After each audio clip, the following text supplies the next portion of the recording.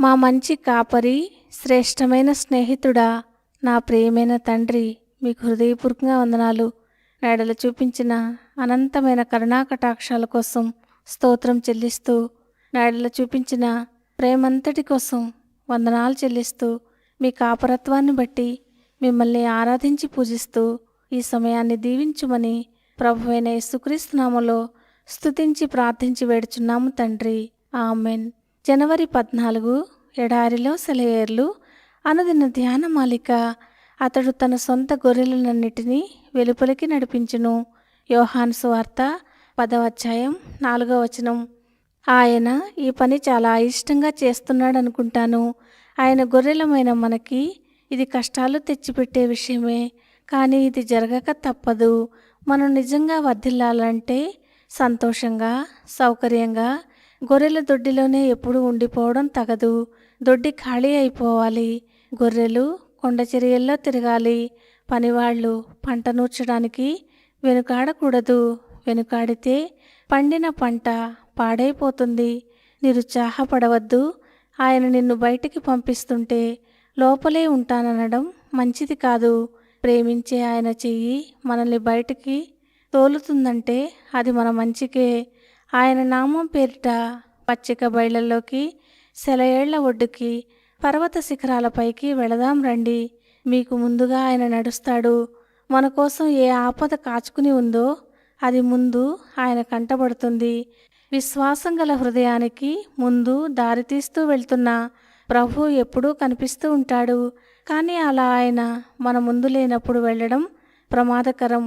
నిన్ను వెళ్ళమని ఆయన ఆదేశించే అనుభవాలన్నింటిలోకి ఆయన ముందుగానే వెళ్ళి ఉన్నాడు అన్న విషయాన్ని గుర్తు చేసుకొని ధైర్యం తెచ్చుకోండి.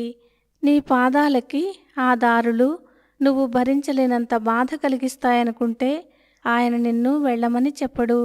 ఎప్పుడో భవిష్యత్తులో ఏమవుతుందో అని ఆందోళన చెందకపోవడం, తర్వాతి అడుగు ఎక్కడ వేయాలి అని కంగారు పడకపోవడం, దారిని మనమే నిర్ణయించుకోవాలని తాపత్రయం లేకపోవడం, రాబోయే కాలంలో మనం వహించబోయే బాధ్యత గురించిన చింత లేకపోవడం, ఇవన్నీ ధన్యకరమైన జీవితానికి ఉండే లక్షణాలు.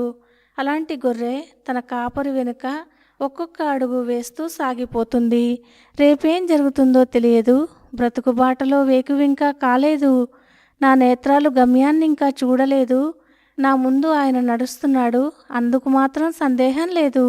ప్రమాదాలు వస్తున్నాయి, భయాలు ఎదురవుతున్నాయి.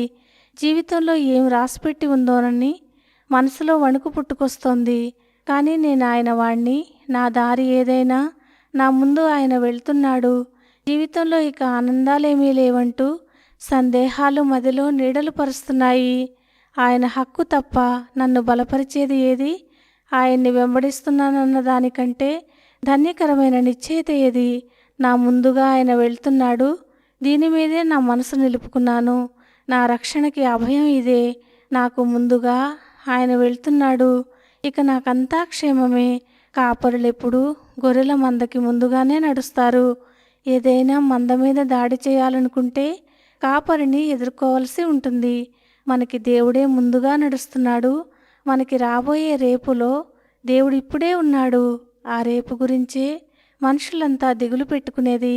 కానీ దేవుడు మనకంటే ముందుగా అక్కడికి వెళ్ళాడు. ఆ రేపు ముందు ఆయన్ని దాటుకోగలిగితేనే మన మీదకి రాగలిగేది. దేవుడు ప్రతి రేపటిలో ఉన్నాడు. నేను ఈ రోజు కోసమే బ్రతుకుతాను. దారిలో ఉషోదయం నడిపింపు తప్పకుండా దొరుకుతుందన్న తపనతో, ప్రతి బలహీనతని భరించే సత్తువ, ప్రతి దుఃఖాన్ని గెలిచేందుకు నిబ్బరం, వర్షించిన తర్వాత హర్షించే సూర్యరశ్మి ఆయన ఇస్తాడన్న నిత్య నిరీక్షణతో ఈ రోజు కోసమే బ్రతుకుతాను. దేవుడు ఈ మాటలను దీవించునుగాక. ఆమెన్.